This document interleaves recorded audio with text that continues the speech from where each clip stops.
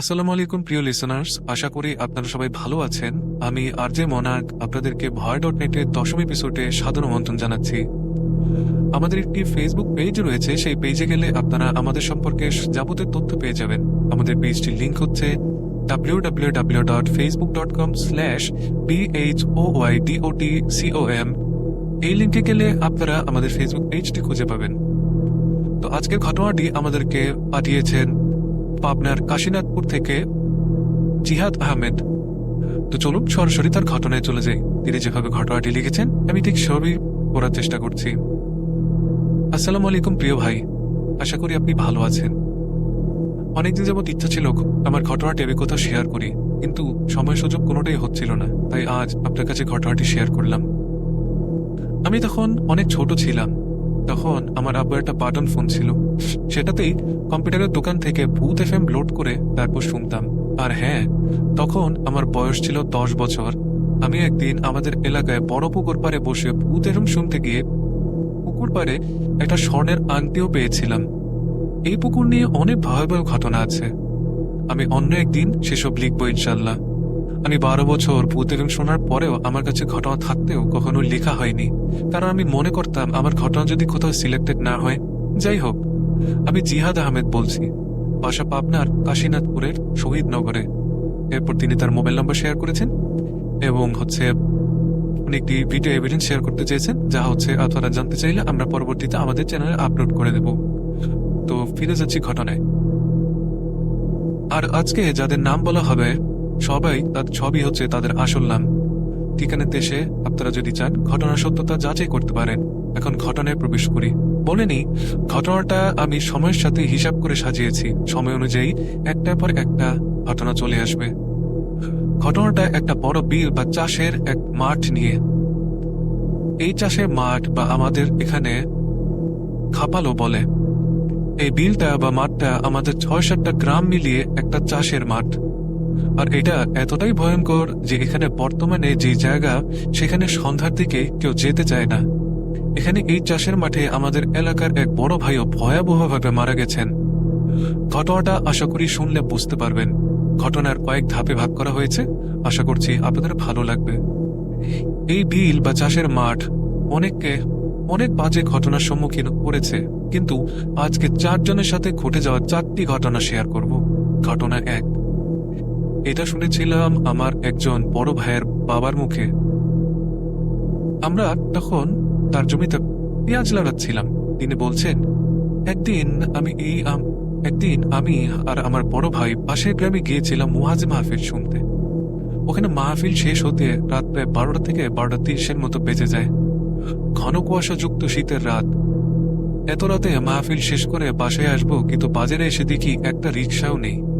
এত রাত হয়ে গেছে, এরপর আবার ঠান্ডাও পড়েছে, না থাকায় অস্বাভাবিক। বলে নেই, এই গ্রামে আমাদের যেতে হলে 2টি রাস্তা আছে। একটা হলো কয়েকটা গ্রাম পাড়ি দিয়ে ভ্যান বা রিক্সা করে যাওয়া, যেখানে মোটর চালিত ভ্যানে করে যেতে 20 মিনিট সময় লাগে, হেঁটে আসলে তাও 1 ঘন্টা লাগবে। আর দ্বিতীয় রাস্তা হলো বিলের মাঝখান দিয়ে, অর্থাৎ চাষের মাঠের মাঝখান দিয়ে হেঁটে আসলে 10 মিনিট সময় লাগবে। এত কম সময় লাগার কারণ হলো এটা সোজা আমাদের গ্রামের দিকে চলে এসেছে, আর পাকা রাস্তা কয়েকটা গ্রাম পাড়ি দিয়ে আমাদের পথ ঘুরে এরপর যেতে লাগে। তো আমার সেই কাকা বলছেন, এত দূরের পথ ভ্যানও নেই। 4-5টা গ্রাম ঘুরে যাওয়া থেকে আমি আর আমার ভাই 2জন ছিলাম। ভাবলাম 2জন যেহেতু আছি, এরপর আবার মাহফিল থেকে বাসে যাচ্ছি, রাত এত বেশি গভীর নয়, আবার শীতও ভারী পড়েছে, তাই আমি আর আমার বড় ভাই সিদ্ধান্ত নিলাম বিলের মাছ দিয়ে যাব। শীতের সময় পানি থাকে না, ধান কেটে নতুন ফসল লাগানোর সময় তখন। তো আমি আর আমার বড় ভাই হেঁটে আসছি আধার রাতের ওপর চাঁদের মিষ্টি আলো। ভালোই লাগছিল, কিন্তু এ ভালো যেন আমাদের কপালে বেশিক্ষণ টিকলো না। যেখানে স্বাভাবিকভাবে হাঁটলেও 10 মিনিট সময় লাগে, আমরা টানা আধ ঘন্টা হাঁটছি, কিন্তু কেন জানি না পথ শেষ হচ্ছে না। এরপরও ভাবলাম হয়তো আমরা গল্প করছি আর হাঁটছি, তাই হয়তো পথ এগোচ্ছে না। এই বলে হাঁটতে থাকি।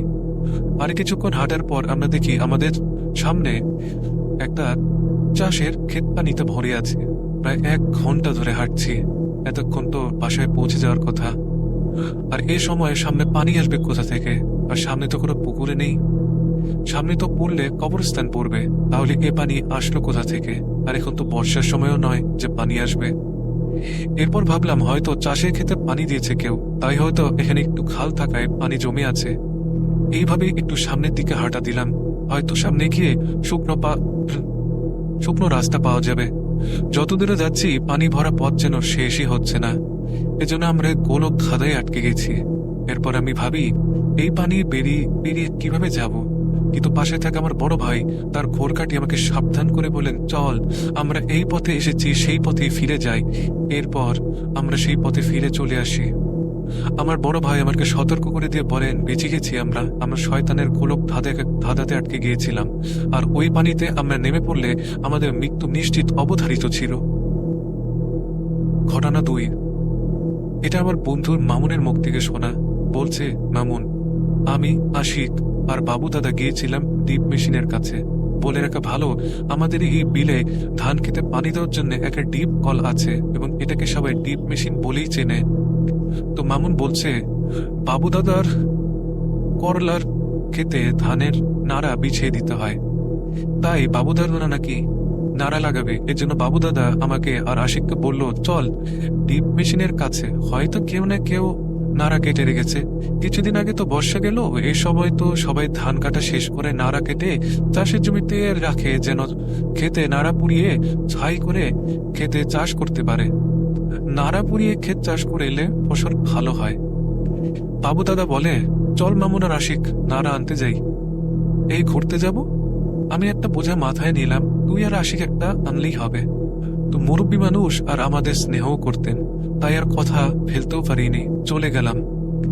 এই যাওয়াই হয়তো আমাদের জীবনের এক কালো অধ্যায় হয়ে দাঁড়াবে, এটা আমরা কেউই জানতাম না। আমরা জানতাম ডিপ মেশিনের ওখানটা খারাপ, কিন্তু কেবলমাত্র সন্ধ্যা হলো, এখন গেলে কি হবে এটা আমরা কেউই জানতাম না। তো গেলাম বিলের কাছে, গিয়ে 3 জন মাথায় 3 নাড়ার বোঝা নিয়ে নিলাম।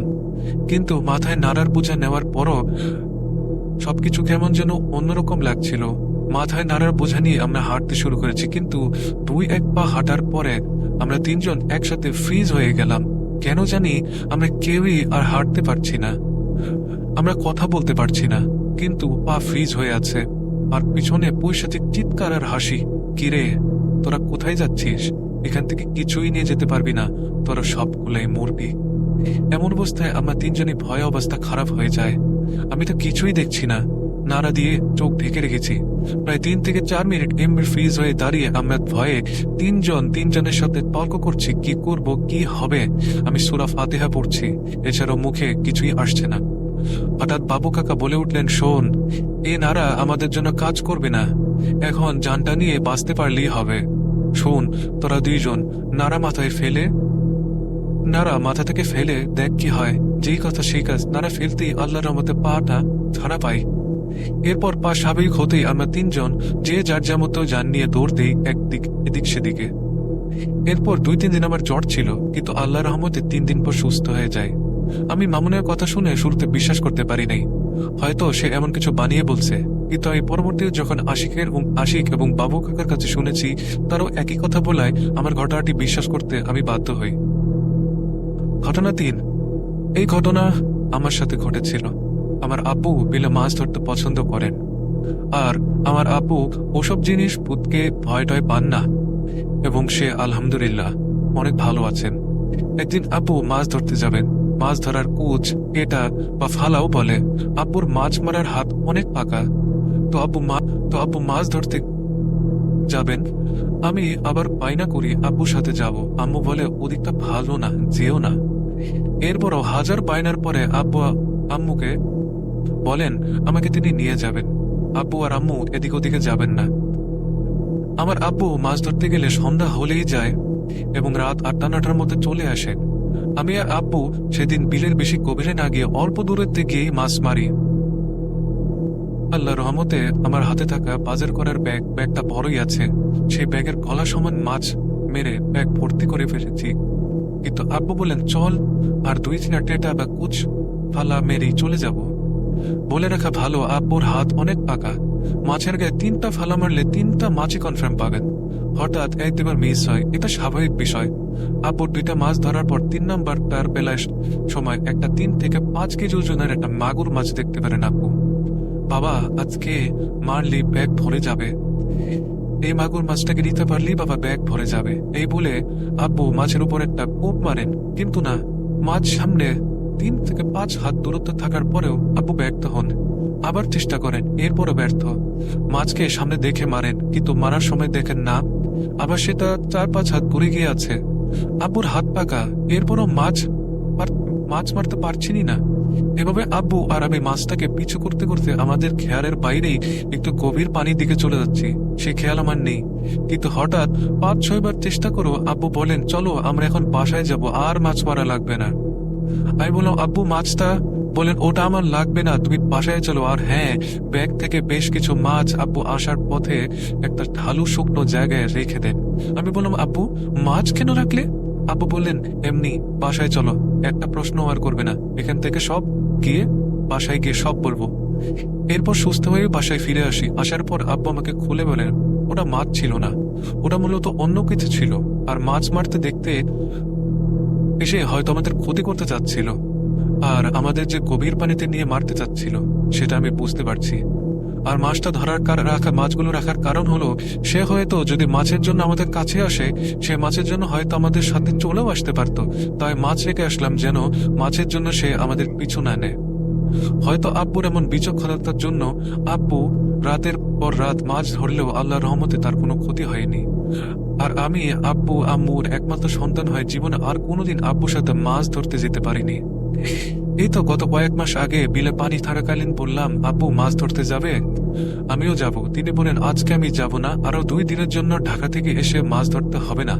এই ঘটনার পর থেকে আমি কোনোদিন চাইলেও আব্বু আমাকে মাছ ধরতে নিয়ে যাননি। আমার আব্বু এখন খুবই অসুস্থ, আপনারা দোয়া করবেন। আপনাদের দোয়ার মাধ্যমে আল্লাহ তাআলা যদি ওনাকে শেফা দেন। যাই হোক, এবার আমার চতুর্থ ঘটনায় যাই।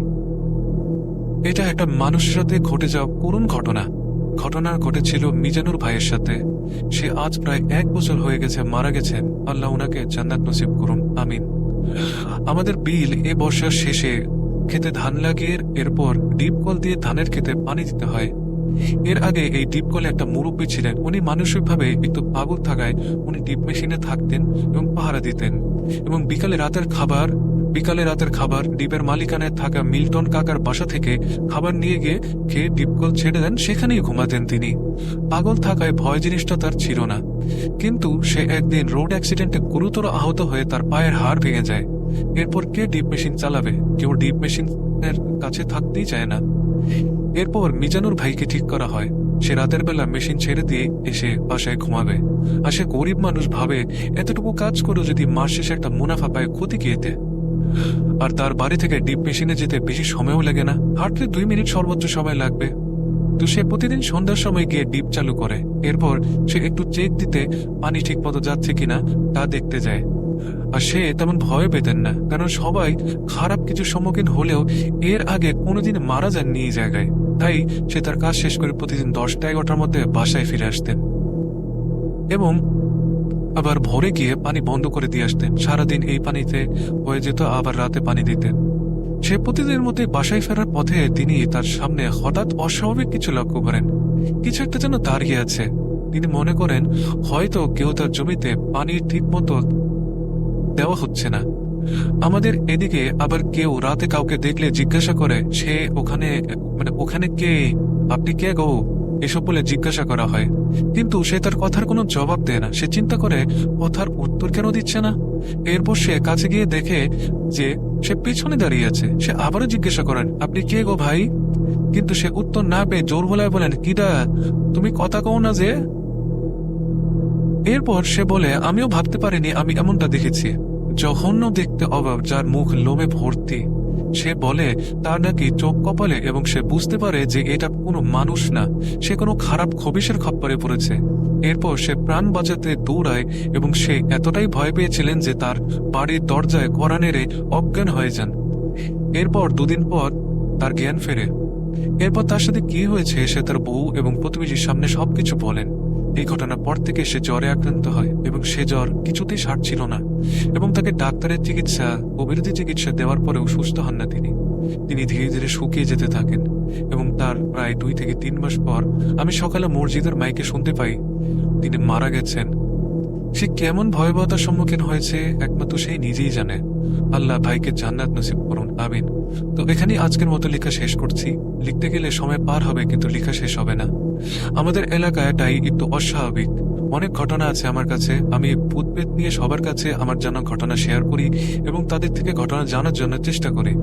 এজন্য বেশ কিছু ঘটনা আছে 10 থেকে 12 বছর ভূত এবং শোনার পরে গিয়ে আজকে ভোরে গিয়ে 1600 জিনের সর্দারের ঘটনা শুনতে গিয়ে ভাবলাম লিখতে শুরু করি। এই শীতের মধ্যে কষ্ট করে কম্পিউটারের সামনে বসে একটা জ্যাকেট গায়ে দিয়ে লিখলাম। আমি জানি না ঘটনাটা বেশ ভয়ের ছিল কিনা, আমার লেখা তেমন গোছানো হয়েছে কিনা, কিন্তু আশা রাখি 10 থেকে 12 বছর পরে আশা করি লিখলাম ঘটনাটা। ছোট্ট করে হলেও ভাইয়া ঘটনাটি পড়ে শোনাবেন। আসসালামু আলাইকুম।